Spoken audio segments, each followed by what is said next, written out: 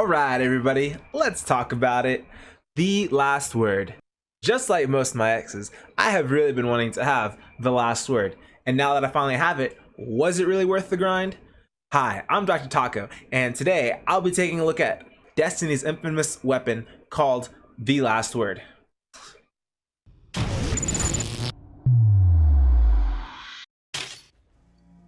Who doesn't want to enjoy feeling like a complete badass gunslinger? When you use this weapon, you'll bring out that inner cowboy or cowgirl you may have not known you ever had. Maybe from a past life, maybe from the future, or maybe even from the present time right now. The sound, look, and complete badassery you will feel will make you swear you had your heart stolen by a masked bandit. But really, it was just the weapon they were using, the last word. But with all the greatness this gun has for it, it does have reasons to hate it as well. The biggest one being, every time you use this weapon, it'll kick as hard and as often as Chuck Norris outnumbered and in a gunfight. But for me, honestly, that's why this gun has the badass level through the roof. And with that powerful kick of a weapon, it'll remind everyone in the lobby who they should fear, even if you're at the bottom of the list. Rawr.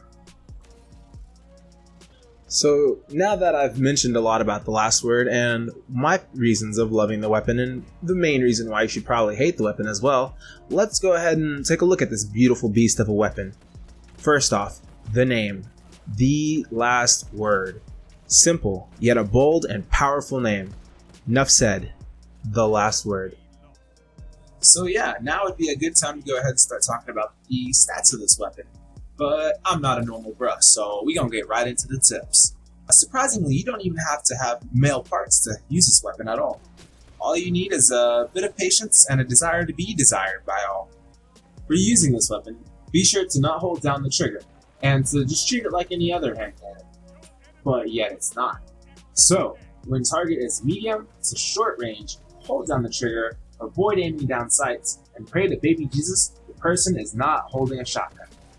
To really get the best use out of this gun, make sure your target is short to medium range. Because of that, you're probably going to have a better choice of a secondary being a sniper rifle. A shotgun would be an okay secondary option, because if you're able to, you may be able to escape the harder to fight farther away gunfights, and escape for now, and then maybe flank your enemy later. Taking enemies from behind is always the bee's knees. It's actually pretty close, right? Now watch, let me take you from behind. What? And so to get successful flanks, the shotguns are always the best option for that. But be sure to know what maps you're playing on, and what maps will need farther away engagements, and which maps will be more short to medium range fights more often, when choosing whether or not to take a sniper as your secondary or a shotgun instead. Alright, the first perk. The perk that makes this weapon an exotic weapon. It's called Fan Fire. This weapon can be fired quickly and continuously, meaning the fact that you can shoot it automatic, which is very helpful for any kinds of gunfights. Close or further away, makes it very tough, but for close combat, it's very good weapon for that reason. Faster reload and increased accuracy on successive hip fire damage.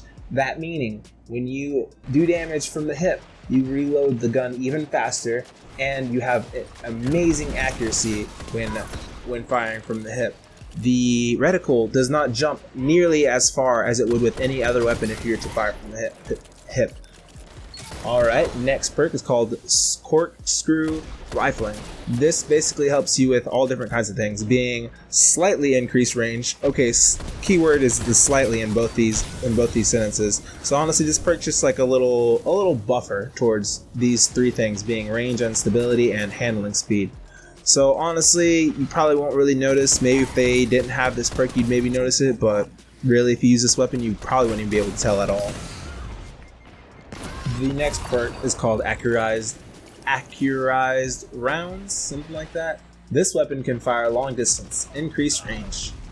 Same thing as the last perk, you probably wouldn't notice if it wasn't on there. I kind of noticed you can hit things from further away. Better than, a normal gun, I will agree to that. But honestly, I feel it's one of those perks that's just in the background, and that's all I can say about it. It's not the standout perk for me. Alright, and finally we come to the last perk, Texturized Grip. The friction on this weapon's grip is particularly strong.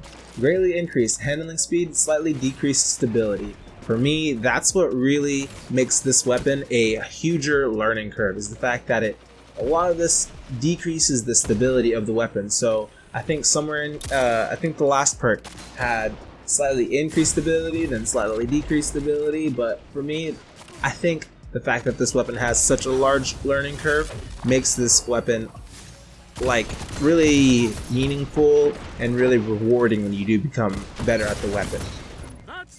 And that's all the perks of the weapon. Now I will mention the impact of this weapon is very strong. The range, I sometimes do see it happening somewhere in there, kind of helps out a little bit. I honestly, I would really suggest maybe switching to a Ace of Spades for maps that are a little further away. That's my preference, is switch to the Ace of Spades, because I do love hand cannons, but the Last Word, it's okay at long range, but it's very difficult because of the high recoil for me. The stability on this weapon, it's poo-poo on a stick. Handling is doo-doo and poo-poo on a stick. The reload, the reload on this weapon is so freaking amazing. When you see the animations to the reload and just that flipping of the weapon to come back, readying the weapon, rounds per minute, 225, that's fairly fast, especially for a hand cannon. That's very fast. And then the magazine size is 8. That makes it pretty much what makes this weapon not super OP, is the fact that you do have to reload this weapon a lot more than another gun like the Ace of Spades. Alright, and now mentioning the perks you should look for on your armor set is going to be really easy, so just get perks that have something to do with the hand cannon, obviously. So if it's mentioned somewhere in the description, hand cannon, yeah, go with that armor piece. And I will say though, the leg piece, I prefer traction over the hand cannon one, just because for PvP reasons it's difficult to turn. I don't know if that was the case in Destiny 1, but Destiny 2 it's stupidly crazy to turn, and I don't know why. Yeah, it is. So yeah, get the traction ones. At least I do. Get whatever feels comfortable. Try it out. Maybe you'll like it as well. Alright, I've talked a lot and finally reaching the very end of this video, so I'm just going to go ahead and give my full, complete conclusion, verdict, whatever, to this weapon.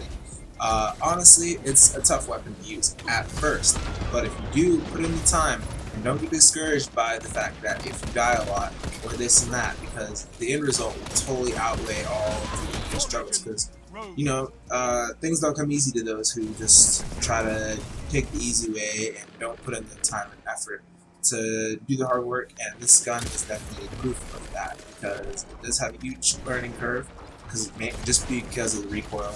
But once you do get used to it, you'll get a lot more kills than if you were not to use it, facts. And yeah, it's a great weapon. It's a fun weapon, great weapon. Use it in PvP. Don't really suggest it for PvE. But yeah, you can still use it in PvE, just you'll have a lot more success in PvP. So yeah, that's everything.